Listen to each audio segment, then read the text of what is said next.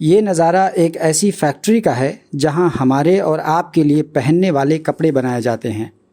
इस फैक्ट्री में कुल 40 मशीनें लगी हैं और रात दिन अपनी तेज़ आवाज़ के साथ लगातार कपड़ों का गट्ठर तैयार करती हैं।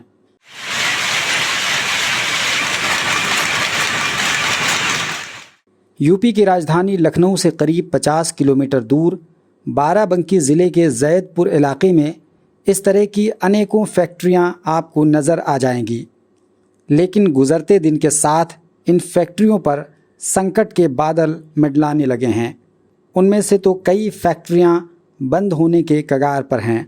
फैक्ट्री के मालिक मोहम्मद नफीस बताते हैं कि पहले की तुलना में पावर लूम फैक्ट्री चलाना काफ़ी मुश्किल हो गया है। अब सब गवर्नमेंट ने सब्सिडी ख़त्म कर दी है। 800 पर किलोवाट आ रहा है, तो किसी का बकाया 1 लाख है, किसी का 2 लाख है, किसी का 2.5 लाख है। तो ये समस्या बहुत बड़ी है। इसी वजह से सारे लोग बुनकर जो है पावर लूम अपने बेच रहे हैं, नहीं चला पा रहे हैं। और गवर्नमेंट कहती है, यहाँ पावर लूम डिपार्टमेंट कहता है कि ये बिल पूरा जमा करना पड़ेगा। फैक्ट्री मालिक इस विषय में 2 बुनियादी समस्याओं का जिक्र करते हुए इस पेशे को छोड़ देने की बात करते हैं। पहली और सबसे बड़ी समस्या बिजली की है, जिसमें सरकार ने लगभग 5 सालों से सब्सिडी को ख़त्म कर रखा है और इस तरह पहले की तुलना में 1 किलोवाट बिजली का बिल 165 रुपये से बढ़ाकर 800 रुपये कर दिया गया है। वहीं दूसरी समस्या धागा यानी रॉ मटेरियल की महंगाई है, जो बुनकर बिरादरी के लिए गले की फांस बना हुआ है। लोग कटवाना चाह रहे हैं कनेक्शन, कि हमारा कनेक्शन कट जाए तो हम दूसरा कोई मजदूरी करने चले जाएगा, कोई क्या करेगा, कोई दूसरा कनेक्शन काटने के लिए एप्लीकेशन भी देते हैं, तो वहाँ पर बिजली विभाग बोलती है कि ये पिछला जमा करो बकाया राशि। इसकी सरकार आपके लिए ज़्यादा सुविधाजनक लगती है? देखिए, इस पे पहले समाजवादी सरकार थी मुलायम सिंह यादव जी की, तो उन्होंने जो है 65 रुपये पर किलोवाट किया था। फिर आगे चल के 165 हुआ, 165 तक काफ़ी दिन तक चलता रहा। ये 2014 के बाद में इसमें बढ़ना शुरू हो गया और 2018 में जब सरकार योगी जी की आई तो उसमें सब्सिडी इन्होंने ख़त्म कर दी थी। उस वजह से बकाया सबका लग गया, पेमेंट मतलब बिल ज़्यादा आ गया। बिजली की सब्सिडी खत्म होने से फैक्ट्री में काम करने वाले वर्कर्स की कमाई पर भी बहुत असर पड़ा है। उनकी कमाई इस कदर सिमट कर रह गई है कि इस बेतहाशा महंगाई के दौर में एक वर्कर महीने का 8,000 रुपये से भी कम की कमाई कर पाता है। यही कारण है कि कपड़ा फैक्ट्री में काम करने वाले बुनकर मजदूर दिन प्रतिदिन गरीब होते जा रहे हैं। आप लोगों को क्या समस्या आ रही? क्योंकि जो पावर लूम के मालिक हैं, उन्होंने तो अपनी समस्या बताई कि बिजली की बहुत ज़्यादा बढ़त है, तो इसकी वजह से उनको दिक्कत है। आप लोगों को क्या दिक्कत है? वजह से हमने उनकी कमी है पैसे की।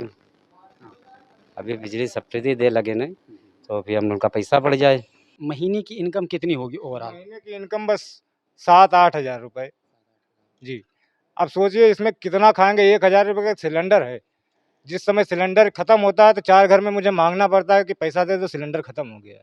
4-4 लड़के हैं, उनको मैं कैसे पाऊँ, मतलब क्या खिलाऊँ उनको, कैसे करूँ? पैसा मिलता है 8 दिन में ही ख़त्म हो जाता है, 8 दिन मांग मांग के चलाना पड़ता है।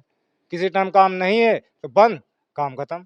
चुनाव होता है, वो जीतते हैं, किसी को भी जिताओ पोजीशन वही रहती है। आज से 20 साल पहले देखिए आप, बुनकरों की हालत इतनी ख़राब नहीं थी जितनी अब हो गई। आपको बता दें कि उत्तर प्रदेश में बनारस, आजमगढ़, अंबेडकर नगर, बाराबंकी सहित कई ज़िलों में बड़े पैमाने पर पावर लूम की फैक्ट्री है और लाखों लोग इस कपड़ा उद्योग से जुड़े हुए हैं। उत्तर प्रदेश के अलावा भारत के अन्य राज्यों में भी कपड़ा फैक्ट्री बड़े पैमाने पर काम करती है, लेकिन भारत के अन्य राज्यों में सरकारें कपड़ा उद्योग को जीवित रखने के लिए सरकारी सतह पर कोशिशें करती हैं। वहीं उत्तर प्रदेश की बात करें तो पहले ही से स्थापित उद्योग को ठिकाने लगाने की ऐसा लगता है सोची समझी कोशिश है। ऐसे में बुनकर बिरादरी का एक मासूमाना सवाल है कि सरकार आखिर हमसे इतनी बेरुखी के साथ क्यों पेश आ रही है। बुनकरों की जो समस्या है, उन समस्याओं का निदान आखिर कौन करेगा?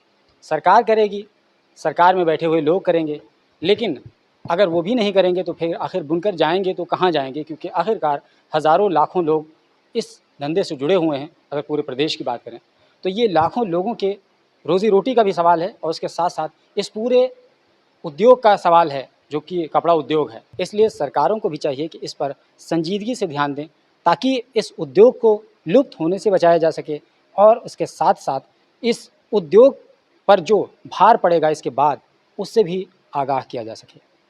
ग्लोबल बाउंड्री के लिए मैं बाराबंकी के जैदपुर कस्बे से सलीम आज़ाद।